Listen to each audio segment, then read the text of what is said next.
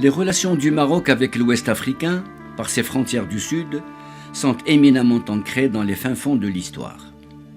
Ce serait avec l'avènement de l'islam, au 1er siècle de l'Hégire, que le rythme de ces relations va s'intensifier, eu égard à l'expansion de la religion musulmane, portée par des commerçants marocains venus au Sénégal à des fins essentiellement mercantiles. Ces relations vont se renforcer davantage avec l'avènement au Maroc de la dynastie almoravide, des dignitaires originaires des contrées sahariennes, avec à leur tête le grand faqih Abdullah ibn Yassine al-Jazouli. C'est à partir du bassin du fleuve Sénégal que ces dignitaires almoravides vont conduire une mission unificatrice du Maroc avec l'Ouest africain, culminant dans les vergers andalous. Le mouvement almoravide va engendrer non seulement un raffermissement de la religion musulmane dans la région, mais aussi et peut-être essentiellement un renforcement des relations entre les pays de la région durant des siècles. C'est l'impact de ces mouvements dans l'histoire qui va permettre cette synergie dans les domaines scientifiques et culturels entre le Maroc et le Sénégal. Ces affinités se trouveront ainsi renforcées par l'extension dans tout l'Ouest africain de la doctrine malikite, du dogme ash'arite et du tasawwuf sunnite, dont les leaders sont originaires du Maroc. Cette dynamique traversant l'histoire a contribué aussi au raffermissement des relations sociales entre le Maroc et le Sénégal, surtout que le Maroc a toujours exalté son appartenance au continent africain. Cette excellence des relations entre le Maroc et le Sénégal explique à plusieurs égards le fait que la première destination africaine de nombreuses familles marocaines au cours du XXe siècle fut le Sénégal. Ces familles venaient surtout de Fès, capitale spirituelle et scientifique du royaume, chère au cœur des Sénégalais. Aussi, une grande proximité a toujours caractérisé les relations entre les ulama sénégalais et leurs homologues marocains, surtout au regard des liens de loyauté que ces ulama ont toujours manifestés au sultan du Maroc, dont l'expression la plus notoire fut leur visite à Sa Majesté le roi Mohammed V dans son exil à Madagascar. Ces relations très singulières, fondées sur cet héritage historique, vont constituer une base très forte à la coopération maroco-sénégalaise depuis l'indépendance des deux pays.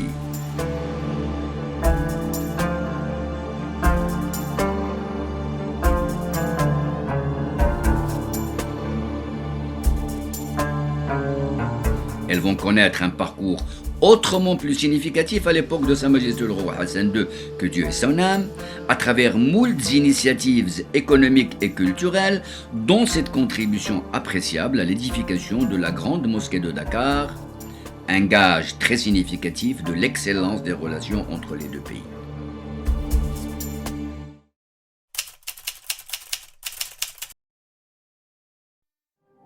Hôte officiel du président de la République du Sénégal, Sa Majesté Hassan II arrive au port de Dakar où il est accueilli par le président Léopold Sédar Senghor, Son Altesse royale le prince Moulay Abdallah, les ministres du gouvernement et les présidents des chambres du Sénégal et par les hautes personnalités de la République.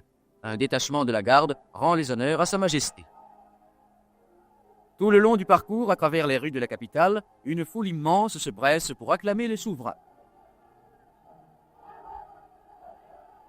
Sa Majesté Hassan II se rend au monument aux morts afin d'y déposer une gerbe du souvenir à la mémoire de ceux qui sont tombés au champ d'honneur pour que la liberté triomphe. Le souverain se recueille longuement devant ce monument, élevé en pieux hommage par la patrie reconnaissante à ses enfants morts pour que vive le Sénégal.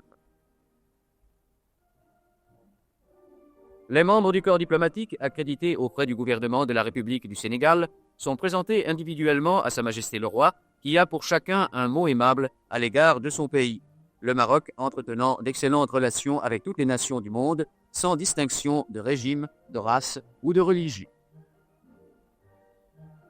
Offerte par le président Léopold Senghor, en l'honneur de Sa Majesté le Roi, une brillante réception a lieu dans les salons luxueux du Palais de la République. À cette réception assistent les ministres du gouvernement qui ont accompagné Sa Majesté, les membres de la suite du souverain, les ministres de la République du Sénégal, les diplomates et les hautes personnalités sénégalaises. Au cours d'un entretien franc et cordial, les deux chefs d'État ont examiné les grands problèmes internationaux, la situation en Afrique et les relations bilatérales entre le Sénégal et le Maroc. D'un commun accord, ils ont décidé de poursuivre leur action concertée en faveur de la détente internationale. Ils ont constaté également les progrès réalisés par l'unité africaine, plus que jamais nécessaire.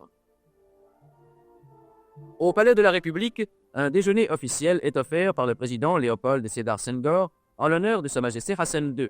Ainsi se nouent de fructueuses relations qui permettent des échanges de vues sur un plan amical entre les convives appartenant aux deux nations sœurs.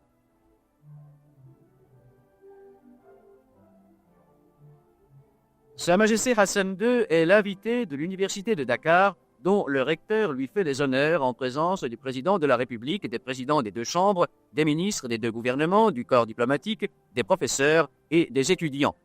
Le recteur de l'université remet ensuite à Sa Majesté le Roi les insignes de docteur honoris causa de l'Université de Dakar.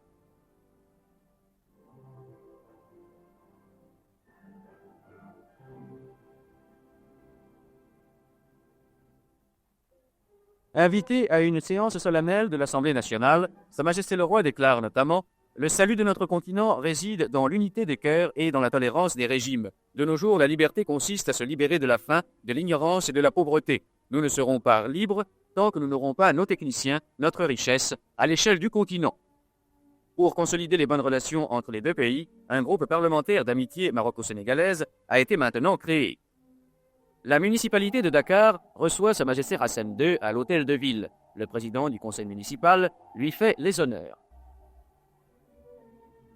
Devant les élus, le souverain a remercié le peuple sénégalais pour l'accueil qui lui a été réservé par toute la population. Le jumelage de Dakar avec Casablanca renforcera encore davantage les liens qui unissent le Maroc au Sénégal. Sa Majesté le Roi a offert à son hôte un grand dîner officiel.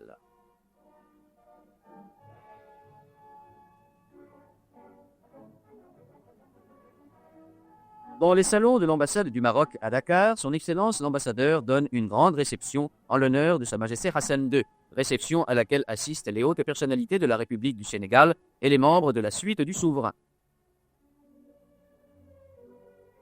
L'un des buts du voyage de Sa Majesté Hassan II au Sénégal était l'inauguration de la grande mosquée de Dakar, œuvre grandiose des bâtisseurs et des artisans marocains.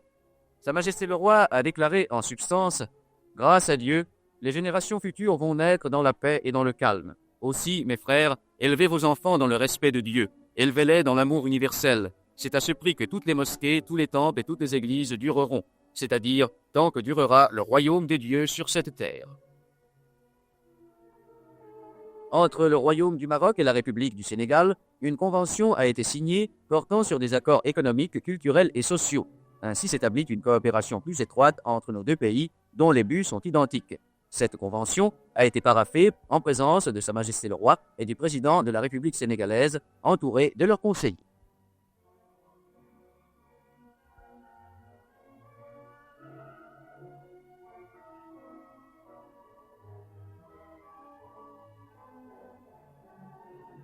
La colonie marocaine de Dakar a réservé un accueil des plus chaleureux à Sa Majesté Hassan II. Notre souverain a pu se rendre compte de la sincérité des sentiments de nos compatriotes à son égard et des liens profonds qui les attachent au trône alaouite.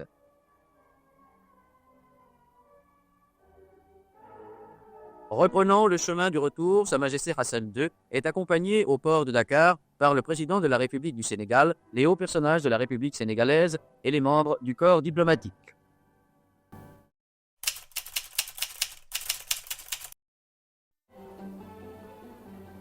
Le vendredi 27 mars, Sa Majesté Hassan II inaugurait la grande mosquée de Dakar, créant ainsi un lien spirituel encore plus étroit entre le Sénégal et notre pays. La construction de cette splendide mosquée a duré 30 mois. Pour son édification, de 500 à 1300 ouvriers sénégalais ont travaillé journellement. 160 artisans marocains en ont exécuté la décoration avec un art et une habileté insurpassables. Le bâtiment est entièrement construit en ciment armé. Cette mosquée, véritable chef-d'œuvre de l'art marocain, est l'une des plus belles d'Afrique et la plus grande après celle de Kérouan. Elle a été réalisée conformément aux vœux exprimés par le peuple du Sénégal tout entier, qui la désirait ardemment depuis de nombreuses années. L'ensemble représente 10 000 mètres carrés de superficie, dont 6 700 mètres carrés couverts. Sa longueur est de 90 mètres et sa largeur de 80 mètres. Les toits sont couverts de tuiles vertes marocaines.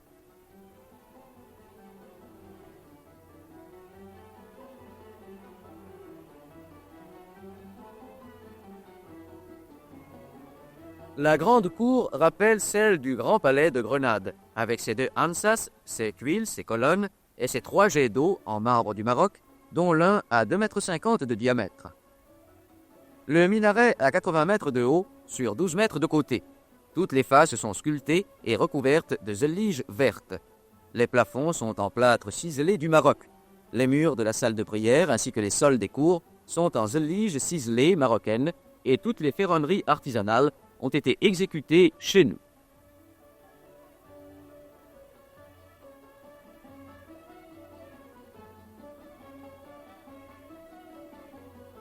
Pour embellir encore davantage l'intérieur de cet édifice dédié à la prière et à la contemplation, Sa Majesté le Roi a fait un don personnel de 25 lustres en bronze exécutés par des artisans marocains, ainsi que du minbar et des nattes pour les sols.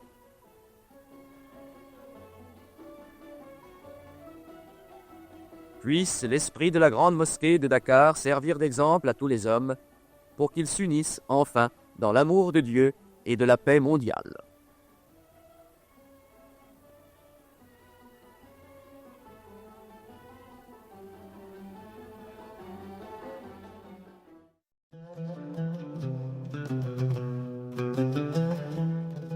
Cette commémoration du 60e anniversaire de l'édification de la Grande Mosquée de Dakar, qui succède à plusieurs opérations de restauration du minaret et d'autres dépendances, est autrement plus significative de la profondeur de l'histoire commune inscrite sur la longue durée entre les deux pays frères. Dans ce même contexte, et dans la poursuite des mêmes objectifs plaçant les relations stratégiques maroco-sénégalaises comme un modèle exceptionnel de coopération interafricaine, fondée sur des valeurs de solidarité, d'échange, de confiance et de partage, un accord de coopération a été signé en octobre 2023 entre le Maroc et le Sénégal en vue de faire bénéficier la Grande Mosquée de Dakar de l'expérience marocaine en matière de formation des imams, de gestion et d'aménagement des mosquées.